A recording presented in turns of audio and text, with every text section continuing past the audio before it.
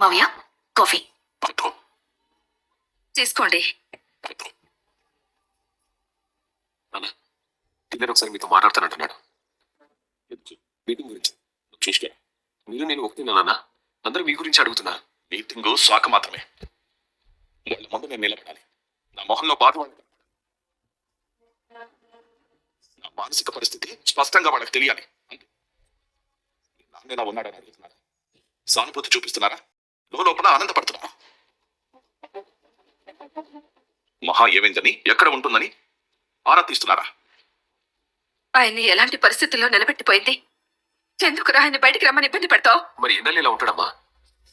ఈ రోజులేనా ఆ చేసిన పనిని మనం మర్చిపోతామేమో కానీ జనాలు ఎవరు మర్చిపోరు. ఇంట్లో ఒకరు పోతే ఇల్లు కడగకుండానే ఉంటారా? ఏమిటి ఏంట్రా ఆ మాటలు? పోతేనే మర్చిపోయినట్ట. పరువు తీసిపోయినా పోయినట్టే, చచ్చిపోయినట్టే. ఏంటండి మీరు కూడా? రే అది, నువ్వు ఒక్కడివే చూసుకోగలంటే చూసుకో, లేదంటే బిజినెస్ ఆపేద్దాం.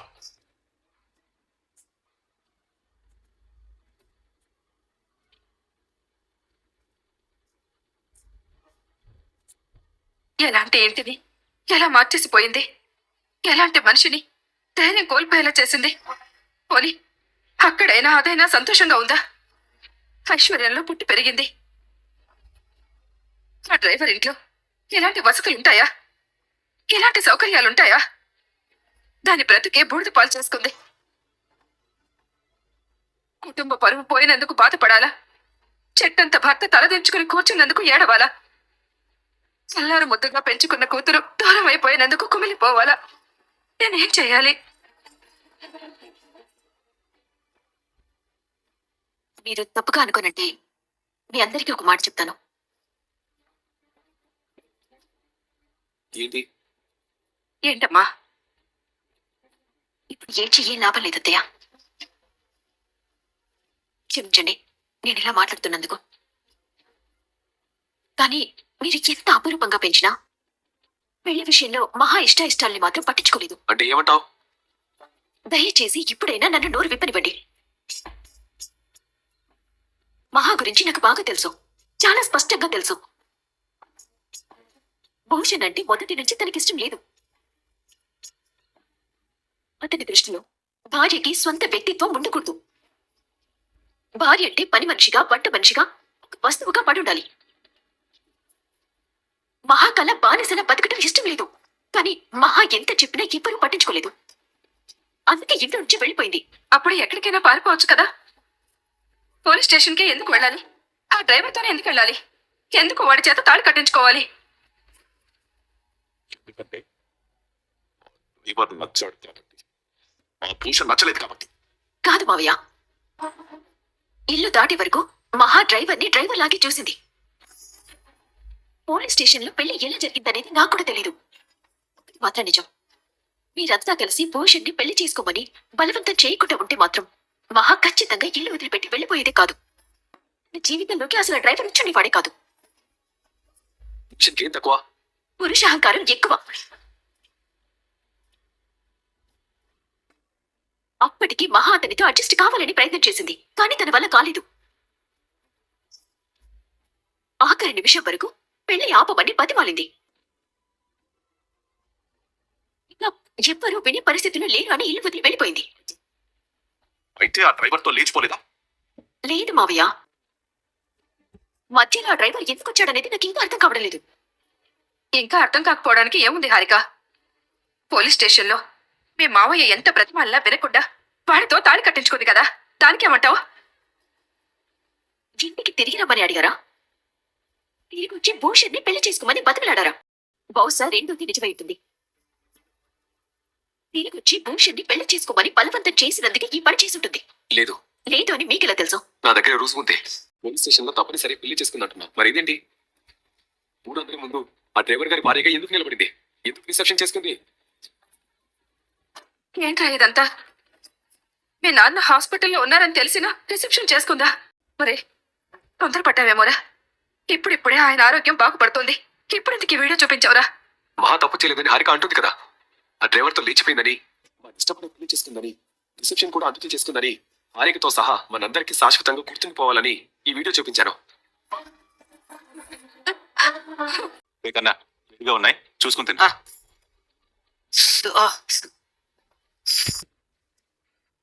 ఊదమంటావా? అన్నీ ఉదేస్తాడు. ఇవ్వకు. Silly fellow. నీకు తెచ్చానన్నా. బాగున్నాయా? తాగినా కొవ్వు పెరిగిపోతాయి. ఇప్పుడు నీ ఒంట్లో ఉన్నదాన్ని ఏమంటారు? దాన్ని కోస్తే క్వింటాల్ ఉంటుంది. ఏయ్, నా ఒళ్ళు నా ఇష్టం. కుట్టలాంటి నా పొట్టని నీ భుజాన మోయమని చెప్పడం లేదు కదరా. ఏయ్, నువ్వు ఊరుకోరా. నువ్వు ఊరుకోరా.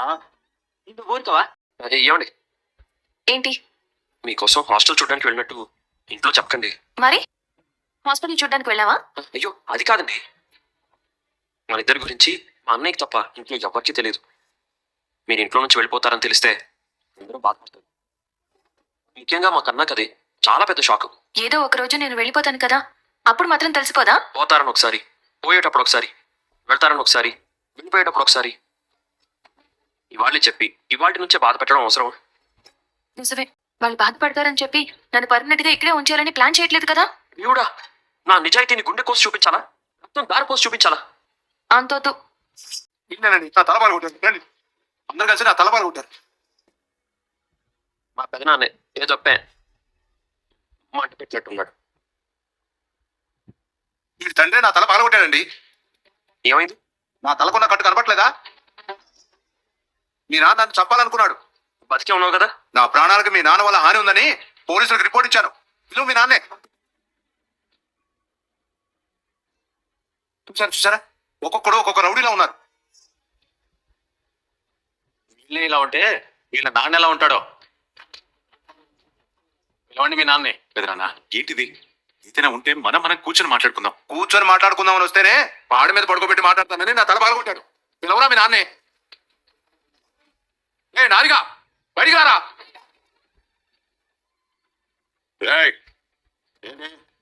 పోలీసులతో వచ్చా? ఏంటి ఎస్ఐ గారు, what can I do for you? Narayana నువ్వేనా? ఈ ఎర్రతోలు చెప్పలేదా? నేనే. ఇతను మీ అన్నయ్య? నాకు అన్నయ్య అంటూ ఎవ్వడూ లేడు. నా కర్మకాలి నా తర్వాత పుట్టాడు లేడు. ఇతని తలబదలు కొట్టింది నువ్వేనా? ఎరా, సరిపోలేదా? మళ్ళీ పోలీసుల ముందు కూడా కొట్టించుకోవాలని వచ్చావా? షడప్.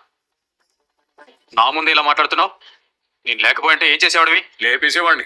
How dare you? ఆడికి మెడలు తిరగని రోగం ఒకటి ఉంది. సింపుల్ గా వెనక్కి తిప్పేవాడిని. లేదంటే ఎదలు ఉంటుందే, దాన్ని తిప్పినట్టు ఒక్క రౌండ్ తిప్పేవాడిని. అయ్యో, పోలీసుల ముందే మట్ట చేస్తా అంటావా? వచ్చి పట్టుకో. కొత్తగా వచ్చారా? నీకు తెలియనట్టు ఉంది. నా కొడుకులు ఇంత ఉన్నప్పటి నుంచి ఈ నాయాల్ని కొడుతూనే ఉన్నాను. ఆయన బుద్ధి రాలేదు దీనికి. బాగున్నా, నీకు దండం పెడతాను. ఇంకో 2 కార్లు పట్టరా. ఆయిల్ ఎక్కువైంది, పేపర్లు పిసికి తీసుకురా. జరుగుతుంది, నువ్వే మాట్లాడుతున్నావు. సార్, ఇదంతా మా ఫ్యామిలీ మ్యాటర్ సార్. ఆయన మా పెదనాన్నే. మా నాన్న తరఫున నేను సారీ చెప్తున్నాను, వదిలేండి సార్. మమ్మల్ని క్షమించి పెదనాన్న. నువ్వు ఉండరా. మీకు నాకు సారీ చెప్పడం ఏంట్రా? నువ్వు ఆగు నాన్న. ఇక్కడ జరిగిన గొడవ వేరు. వాళ్ళే ఇంటి మీదకి వచ్చి గొడవ చేశారు. మా నాన్న వాళ్ళ ఇంటికి వెళ్ళి కుట్టలేదు. అయినా ఇది చాలా చిన్న సమస్య, వదిలేండి సార్. పోలీసుల దగ్గర అబద్ధాలు చెప్పకూడదురా, నిజాలే చెప్పాలి. సార్, అవును, నేనే వాడిని తోశాను. తచ్చడా ఏంటి? ఉన్నాడు కదండి. చూసారా సార్, మీ ముందే వాడు ఎలా పొగరగా మాట్లాడుతున్నాడు. వీడి వల్లే నాకు ప్రాణహాని ఉంది. వీడిని వదలకూడదు. జైల్లో వేయించండి సార్. యావజ్జీవ కారాగార శిక్ష వేయించండి. ఎర్ర తోలుగా పండబోతంతో కలిసి వచ్చి నా ఇంటి ముందు ఎంత గొడవ చేశావురా? పైనుంచి జడ్జిలాగా నువ్వే తీర్పు చెప్తున్నావేంటా? ఇతన్ని జీపెక్కించండి. నా ముందే ఇలా మాట్లాడుతున్నాడు. లోపలేసి మన స్టైల్లో బుద్ధి చెప్తే తప్ప చేసిన తప్పు తెలిసి రాదు. అయ్యో, అంత పని చేయకండి సార్. పెద్దోడా మేము మాట్లాడుకుంటున్నాం కదా. ఎస్ఐ గారు, ఆలస్యం ఎందుకు? నన్ను జీప్ ఎక్కించి తీసుకెళ్ళండి. తీసుకెళ్ళి కోటింగ్ ఇవ్వండి. కోటింగ్ ఇచ్చిన తర్వాత కోర్టుకి తీసుకెళ్ళండి. ఒక సీనియర్ సిటిజన్ ని స్టేషన్ లో పెట్టి కొట్టినందుకు మీ ఉద్యోగం ఉంటుందో లేదో మీరే తెలుసుకోండి. నేను ఎక్కి కూర్చుంటే ఈ ఎర్రతోలు పట్టదు కానీ వెనకాల ఆటోలో రమ్మనండి. అయ్యో సార్, చూసారా సార్, మీ ఎదురుగా నన్ను ఎలా కుట్టాడు? పెద్ద మనిషి వస్తుంటే పక్క జరగాలని తెలీదా? రేపు ఖచ్చితంగా వస్తాను, నేను చూసుకుంటాను. అవును సార్. ఏ చక్రి, బ్యాగులు బాగున్నాయి, ఓడల పిల్ల కూడా పెట్టండి. ఏ పెద్దోడా, రేపు నేను వచ్చేసరికి బియ్యం తీసుకుంటాం. ఇంకెందుకు లేటు? అవునే. ఏదో మేమిద్దరం బయటికి వెళ్ళినప్పుడు రావచ్చు కదా, ఇంటికి వచ్చాకే రావాలా? ఏంటిది? ఆయన మీ నాన్నగారు పోలీసులు తీసుకెళ్తుంటే ఏదో తీర్థయాత్రలకు పంపిస్తున్నట్టు పంపిస్తున్నారే. నువ్వేం కంగారు పడకమ్మా, మాకిది మామూలు అయిపోయింది. ఇదంతా అన్నదమ్ముల గొడవే కాబట్టి వదిలేస్తారండి. మహా రామ్మా. వస్తున్నా పెద్ది, భోజనం చేద్దాం. ఫోన్ చేద్దు మరి, కూర్చోమ్మా. నేనేం పైనుంచి దిగి రాలేదు. మేము నీళ్ళ మీద కూర్చోపెట్టలేము వదినా. పెద్ది, మీరు ఎక్కడ కూర్చుంటారు? అందరితో పాటే కింద కూర్చుంటాను. నేను మీకన్నా పెద్దదాన్ని కాదు, చిన్నదాన్ని. కిందే కూర్చుంటాను. ఇది మీకోసమే కొన్న కొత్త ప్లేట్ తీసుకోండి. చేయి కడుకుంటావమ్మా. ఇదిగో. వాష్ మిషన్ మీ దగ్గరికి వస్తుందా? నువ్వేం తింటావో మాకు తెలియదు కదమ్మా. చెప్తే మార్కెట్కి వెళ్ళి తెచ్చి వెళ్తాం. నేను అన్ని తింటాను పెద్ది. అదే మంచిది. అన్ని రకాల ప్రోటీన్లు విటమిన్లు ఉంటాయట కదా. కర్రీ అతిపోయిందన్నయ్య, కొంచెం వదిన కూడా మిగిలించన్నయ్య అన్నాం కదా. మీ నాన్నగారిని మీరు లెక్కల్లో వేసుకోరా? నలుగురు కొడుకులున్నారు, ఒక్కరు కూడా ఆయన గురించి బాధపడడం లేదు. ఆయన మీ నాన్నేగా. పోలీసులు అరెస్ట్ చేసి తీసుకువెళ్తే ఇంత మామూలుగా ఎలా తీసుకోగలుగుతున్నారు? ఏం మాకు కొత్త కాదు వదినా. అంటే అన్నదమ్ముల మధ్య గొడవలు కొత్త ఏం కాదు అంటున్నాడు. పోలీసులు తీసుకెళ్ళినా పొద్దునే పంపించేస్తారు. అలా ఎలా పంపించేస్తారు? అది వాళ్ళకి కొత్త కాదు కాబట్టి. అంటే మా నాన్న వాళ్ళ అన్న మాటి మాటికి కంప్లైంట్ ఇస్తూనే ఉంటాడు. ఎందుకు? సొంత అన్నదమ్ములే కదా. ఇంటి ముందు ఫంక్షన్ చేశాం కదా, అది వాళ్ళ స్థలం అని గొడవ చేశారు. అంటే ఇదంతా మీ స్థలం కాదా? మొత్తం మాదే. ఆస్తులు పంచేటప్పుడు సరిగ్గా రాయలేదని ఇప్పుడు గొడవ పడుతున్నారు. వాళ్ళ వైపు న్యాయమే లేదండి. మీరే వంట చేస్తున్నారు, వంట పెట్టడానికే లేదు. బాగుంది. రాత్రిపూట భోజనం చేసే అలవాట్లేదా? అవునన్నయ్య, ఇడ్లీ లాంటి టిఫిన్సే తింటుంది, డైట్ లో ఉంది. అయ్యో, ఆ మాట ముందే చెప్పొచ్చు కదరా. మేము పగలంతా కష్టపడతాం కాబట్టి అన్నమే తింటాం. రేపటి నుంచి నీకు టిఫిన్ చేసి పెడతాను. వద్దు, ఇదే బాగుంది. పొద్దున్న హాస్టల్ వెతికారట కదా. అవును పెద్ది, కానీ లాభం లేదు. పర్వాలేదమ్మా, కంగారేం లేదు, దొరుకుతుందిలే. మీతో చెప్పాలనుకున్నాను కానీ చెప్పలేకపోయాను. మీ తమ్ముడు చెప్పాడా? లేదమ్మా, మీరు మాట్లాడుకుంటుంటే విన్నాను. హాస్టల్లో చేరాలంటే డబ్బులుంటే చాలనుకున్నాను. ఇంట్లో నుంచి వచ్చే ముందు పెళ్లి నుంచి తప్పించుకుని బయటపడితే చాలనుకున్నాను. హాస్టల్లో ఉండాలంటే ఐడి ప్రూఫ్లు కావాలంటున్నారు. అవునన్నయ్య, పొద్దున్న చాలా హాస్టల్ తిరిగాం, అన్ని చోట్ల ఐడి ప్రూఫ్లు కావాలంటున్నారు. పెద్ది, ఏమ్మా? నాకు ఒక హెల్ప్ చేస్తారా? చెప్పమ్మా. ఎక్కడైనా నాకు ఒక రూమ్ రెంట్కి చూస్తారా? మళ్ళీ మొదటికొచ్చిందే, తుఫాన్ ఆగినా వాన ఆగట్లేదు. ఇంకా ఈ ఇంట్లో నీకు అరై వాళ్ళే కనిపిస్తున్నారా? మీరు ఇలా అడిగితే ఏం చెప్పాలో నాకు తెలియదు.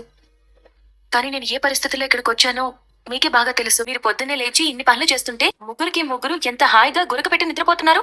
నేను మీ కష్టం చూడలేకపోతున్నాను పెద్ది. ఉండండి, వీళ్ళని లేపి అప్పుడు బుద్ధి చెప్తా. అయితే చేస్తావరా? ఏంట్రా ఎక్కువ మాట్లాడుతున్నావు? ఈ గొడవ చూసి మహాలక్ష్మి ఏడుస్తుంది. ఇదండి ఈరోజు ఎపిసోడ్. రేపటి ప్రోమో. లైక్ చెప్తే లైక్ చేయండి, నచ్చితే ఛానల్ని సబ్స్క్రైబ్ చేసుకోండి. Thank you.